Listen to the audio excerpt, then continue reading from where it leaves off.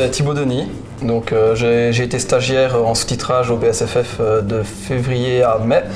Et ils m'ont demandé de participer au BSFF pour les aider à la projection des sous-titres lors des séances. Donc j'ai le film devant moi, parfois j'ai un script, parfois non, et alors suivant ce que le film dit ou ce que le script dit, je vais sous-titrer.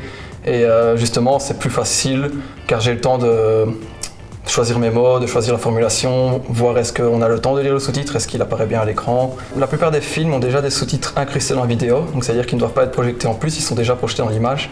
Et d'autres, par exemple, quand on a des sous-titres français, néerlandais et qu'on rajoute une ligne en anglais, moi je vais me charger de passer la ligne en anglais au bon moment.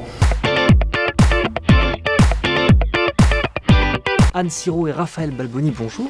Bonjour. Vous nous venez avec votre dernier court-métrage, Des choses en commun nous emmène faire un tour en voiture, en cambio plus précisément, une voiture sans chauffeur puisque c'est de l'autopartage et grâce à une caméra frontale, on découvre 3 histoires qui se croisent et qui réinventent d'une certaine manière les liens d'amour, d'amitié ou de famille. Peut-être que toi t'as envie de me quitter du coup, mais t'as envie de me quitter? T'as envie que je te quitte? Non, j'ai pas du tout envie que tu me quittes. J'ai pas envie de te quitter, moi. Ah non, mais moi non plus, hein. Ça va bien en plus entre nous, en ce moment vachement bien. Bah oui. Oui. C'est pour ça que tu voulais qu'on en parle aussi, c'est parce qu'il en a assez, que ça soit caché, qu'on puisse pas le vivre. Attendez, mais c'est quoi l'idée en fait? C'est quoi l'idée? L'idée c'est que j'aurai 2 mecs. Voilà. Comment vous est venue l'idée de mettre des acteurs dans une voiture, partagée et de les faire parler de relations? Alors déjà c'est parce qu'on est des usagers cambio et donc l'expérience d'utiliser ces voitures et le fait de découvrir les traces des usagers précédents parce qu'il y a toujours des petits oublis dans les voitures ou des petites crasses qui ont été laissées derrière. On ne voit jamais les gens mais par contre on a des petits indices de qui ils peuvent être. Par exemple.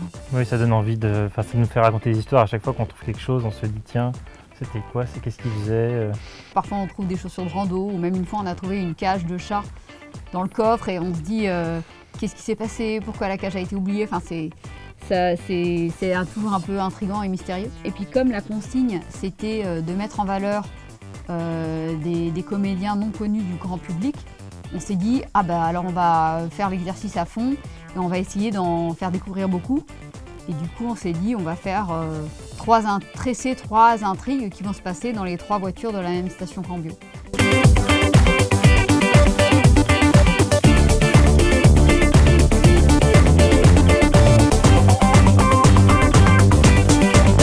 Je m'appelle Jérémy, je suis projectionniste au cinéma Vendôme. En fait, déjà, on reçoit les films, on reçoit des sortes de clés qui activent les films aussi. Et ensuite, on prépare des sortes de playlists où on place des automations qui s'occupent de mettre le bon format, éteindre ou rallumer les lumières à tel ou tel moment. Des fois, on le programme pour la semaine ou des fois, on le fait sur le moment.